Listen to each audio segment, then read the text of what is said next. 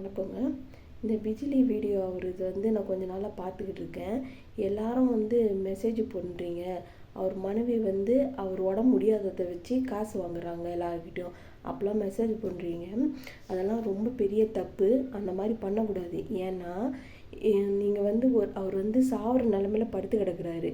அவரை டாக்டர் என்ன சொல்லியிருக்காங்க, இறந்து போயிட போகிறாருன்னு சொல்லியிருக்காங்க. எனக்குமே அவரை பார்த்தாலே கண்டிப்பாக அவர் இன்னும் கொஞ்ச நாளில் கண்டிப்பாக இறந்துடுவாருன்னு தோணுது. அந்த மாதிரி நிலமையில ஒருத்தரும் படுத்து கிடக்கும் போது நீங்கள் இந்த மாதிரி மெசேஜ் போடும்போது அவங்களுக்கு ஏற்கனவே உடம்பாலும் வலி தாங்க முடியாமல் படுத்திருப்பாங்க. நீங்களாம் ஆறுதல் தான் சொல்லணும். ஆறுதல் சொல்லாமல் இந்த மாதிரி மெசேஜ் போடும்போது நம்மளால ஏஞ்சி நிற்க கூட முடியலையே, நம்ம மனைவி இந்த மாதிரி பேசுகிறாங்களேன்னு நினைக்கும் போது அவங்களுக்கு ரொம்ப அது வேதனையாக இருக்கும். இந்த மாதிரி நல்லா நின்றுக்கிட்டு நிற்கிறவங்க கிட்ட நீங்களாம் மெசேஜ் போட்டிங்கன்னா அது கூட உங்களுக்கு கடவுள் தண்டனை அவ்வளோ உங்களுக்கு கிடைக்காது. ஆனால் இந்த மாதிரி ஆளுங்க கிட்ட வேதனையில் படுத்த படுக்கையில் கிடக்கிறவங்க கிட்ட ஆறுதலாக தான் நம்ம பேசணும். இந்த மாதிரி நம்ம மெசேஜ் போட்டோம்னா அது கடவுள் நம்மளுக்கு உடனே தண்டனை கொடுத்துருவாங்க.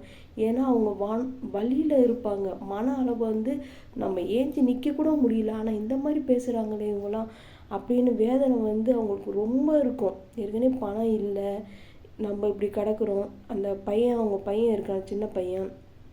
அதை பார்க்கும்போது ஒரு ஆம்பளைக்கு என்ன நினைப்பாங்கன்னா, நம்ம சாவு போகணும் இப்போ, ஆனால் நம்ம பிள்ளைய இப்படி அனாதையாக விட்டுட்டு போகிறோமே, அதுக்குன்னு ஒன்றுமே இல்லாமல் விட்டுட்டு போகிறோமே கடைசியில் அப்படின்னு நினைக்கிற போது எந்த ஆம்பளைக்குமே உலகத்தில் நீங்கள் எந்த ஆம்பளையும் எடுத்தாலும் அவங்க வேதனையில் தான் அங்கே படுத்து கிடப்பாங்க.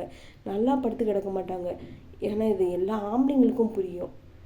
இந்த மாதிரி நீங்கள் மெசேஜ் பண்ணுறவங்க சின்ன வயசாக இருந்திருப்பீங்க. ஏன்னா உங்களுக்கு இந்த மாதிரி எடுத்து சொல்ல ஆள் இருந்திருக்க மாட்டாங்க. அதனால தான் அப்படி அவர் குடிச்சிட்டு அழிஞ்சு அப்படி படுத்து கிடக்காரு. நீங்கள் சொல்கிறதெல்லாம் கண்டிப்பாக உண்மை தான். யார் இல்லைன்னு சொன்னால் இதை நம்ம ஒரு பாடமாக எடுத்துக்கணும். நம்மளும் இந்த மாதிரி ஓவராக குடிச்சிட்டோன்னா நம்ம பொண்டாட்டி பிள்ளைங்க இப்படி தான் நம்ம விட்டுட்டு போயிடுவோம் அப்படின்னு ஒரு பாடமாக எடுத்துக்கிட்டு நம்ம இது செய்யக்கூடாது. வாழ்க்கையில் இவங்களெல்லாம் பார்க்கும்போது பாடமாக எடுத்துக்கோங்க. அந்த மாதிரி இருக்கும்போது நீங்கள் மேலே மேலே அவங்கள குத்திக்கிட்டே இருந்தால் வலி தாங்க முடியாமல் இருக்குன்னு இருக்காங்களா, குத்தக்கூடாது யாருமே. தப்பாக மெசேஜ் நீங்கள் ஹெல்ப்பே பண்ணனாலும் தப்பாக மெசேஜ் போடாதீங்க. ஆனால் ஏன் ஹெல்ப்பு நீங்கள் கண்டிப்பாக எல்லாருமே பண்ணலாம். நான் நிறையா அவங்கள பண்ணுங்கன்னு சொல்ல. ஒவ்வொரு ஆளும் இப்போ இந்த வீடியோ நீங்கள் பார்த்தீங்கன்னா 50 ரூபா அவங்களுக்கு ஜிபே நம்பர் அந்த அம்மா அமைச்சிருக்காங்க. அதுக்கு 50 ரூபா அனுப்பலாம்ல. சரி, நீங்களாம் சாமி கும்பிடுவங்க, பக்தி கடவுளெல்லாம் நினச்சிக்கிட்டு வச்சு உங்கள் வீட்டில் கும்பிடுவீங்க.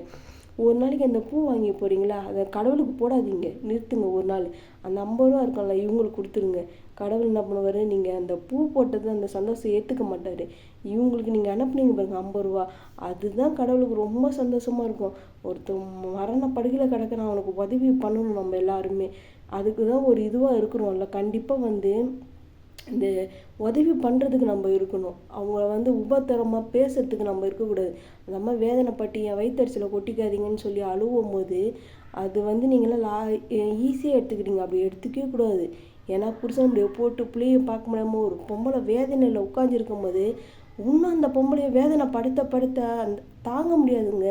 அந்த நிலைமையில அங்கே போய் இருந்து பார்த்தா தான் தெரியும். ஈஸியாக நம்மளுக்கு வாய் இருக்குன்னு பேசிடுறோம். அந்த மாதிரி செய்யக்கூடாது யாருமே. அதுக்கு தான் சொல்கிறேன். 50 ரூபா நீங்கள் சாமிக்கு போகிற பூ காசை நினச்சி இந்த வீடியோ பார்க்குறவங்க 50 ரூபா அனுப்ப முடியும்ல. அந்த அம்மா நம்பரை ஜிபே நம்பரை அனுப்பியிருக்காங்க.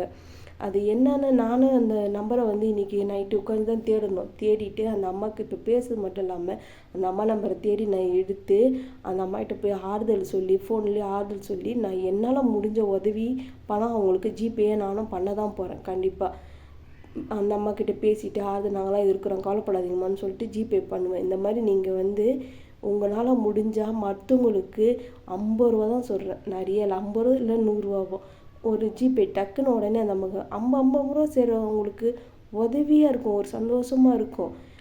எதுக்கு அந்த அம்மா எனக்கு பிடிச்சிச்சின்னா, என் புருஷனை கேட்குறாங்க, இன்டர்வியூ கேட்குறாங்க, யாராச்சும் ஆள் வச்சு நீங்கள் பார்த்துக்கலாம்ல, செய்யலான்னு. நானே பார்த்துக்கிறேங்க. அவர் உடம்ப துடைக்கிறதுக்கு எனக்கு என்ன அசிங்கம், அவர் துணியை துவைக்க எனக்கு என்ன அசிங்கம், நான் செஞ்சுக்கிறேன்னு சொல்கிறாங்கல்ல. இப்போலாம் இந்த மாதிரி சொல்கிற பொம்பளைங்களாம் ரொம்ப கம்மிங்க. இந்த மாதிரி சொல்கிறாங்க பார்த்தீங்களா, அந்த ஆம்பளைங்களுக்கு தான் தெரியும். அந்த இடத்துல இருக்கிற ஆம்பளைங்களுக்கு தான் இந்த வேதை நம்ம படுத்துருமோ, நம்ம பொண்டாட்டி நம்மளை பார்க்குறான்னு நினைக்கும் போது அந்த ஆம்பளைங்களுக்கு எவ்வளோ சந்தோஷமாக இருக்கும். நம்மளை விட்டுட்டு ஓடு இல்லையே, இந்த மாதிரி பார்க்குறாளேன்னு நினைக்கும் போது தான் அவங்களுக்கு தான் இந்த வேதனை அந்த இதெல்லாம் புரியும். நம்ம இப்போ வேலைக்கு போகிறோம், சம்பாதிக்கிறோம், இப்போ நம்மளுக்கு இந்த மாதிரி மற்றவங்க பேசுகிறது தெரியாது. உடனே யாரை பேசினாலும் தண்டனை கிடைக்குது. இப்போல்லாம் கண்ணுக்கு முன்னாடியே கிடச்சிடுது. அதனால் அந்த மாதிரி பாவத்தை செய்யாதீங்க.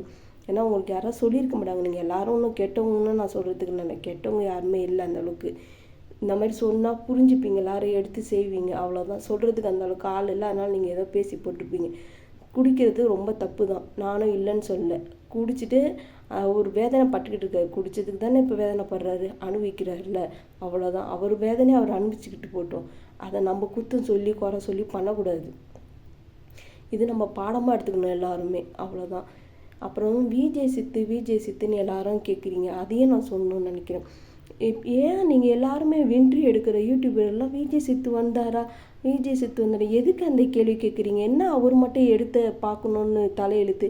அப்படி யாரோ ஒருத்தரால் குடும்பத்தை மொத்தமாக எடுத்து பார்க்கவும் முடியாது, செய்ய முடியாது. நீங்களாம் கேட்கறது தான் தப்பு. ஒரு தேர்னா கூட எல்லாரும் நம்ம ஒன்றா சேர்ந்து பிடிச்சி இழுத்துடலாம், சீக்கிரமாக வந்துடும், முடியும். ஒரு ஆள் மட்டும் இழுக்கணும் பண்ணணும் நீங்களாம் நினைக்கிறீங்க. அவங்க ஃபேமிலி நினைக்கிறாங்களையோ, நீங்கள் போய் வேண்டே நீங்களாம் அந்த விஜய் சித்தை டார்கெட் பண்ணுற மாதிரி எனக்கு தோணுது. இன்டர்வியூ எடுக்கும்போது விஜய் சித்து வந்தாரா, ஏன் நீங்களாம் போகிறீங்கல்ல, நீங்களாம் கொடுங்க. ஒவ்வொரு சேனலில் இன்டர்வியூ எடுக்கிறீங்களா, அதில் உங்களுக்கு பணம் கிடைக்கும்ல, பார்க்குறாங்கல்ல, அந்த பணத்தை இருந்தாங்கம்மா நீங்கள் வச்சுக்கோங்கன்னு சொல்லி நீங்களாம் ஆறுதல் சொல்லி பணத்தை கொடுக்க வேண்டியதானே. எதுக்கு கரெக்டாக வேண்ட்டு விஜய் சித்து அப்போ நீங்களாம் நல்லவங்க, கொடுக்காதவங்க நீங்களாம் நல்லவங்க அப்போ அவர் விஜய் சித்து மட்டும் கெட்டவரா? எனக்கு அப்படி தான் நீங்களாம் கொண்டு சொல்கிற மாதிரி எனக்கு தெரியுது. அப்போல்லாம் நீங்களும் செய்யாதீங்க. நீங்கள் இன்டர்வியூ எடுக்கிறீங்களா, உங்கள் சேனல் லாபம் கிடைக்கல, நீங்களும் போய் கொடுத்துருங்க. நமக்கு தனிப்பட்ட விதத்தில் ஒரு ஆளே யாருமே பண்ண முடியாது, எல்லாருமே சேர்ந்து நம்ம இழுக்கணும். நான் எல்லாரும் உதவி பண்ணணுன்னு தான் சொல்கிறேன். நன்றிங்க. இது பார்க்குறவங்க ஒவ்வொரு ஆளும் அந்த அம்மாவுக்கு 50 ரூபா ஆச்சும் ஜிபே பண்ணுங்கள். நம்மளுக்கு அது ஒன்றும் பெரிய விஷயம் இல்லை. உதவி பண்ணணும்னு நான் நினைக்கிறேன். நான் கண்டிப்பாக பண்ணுவேன், நீங்களும் பண்ணுங்கள். ஜெய்ஹிந்த்.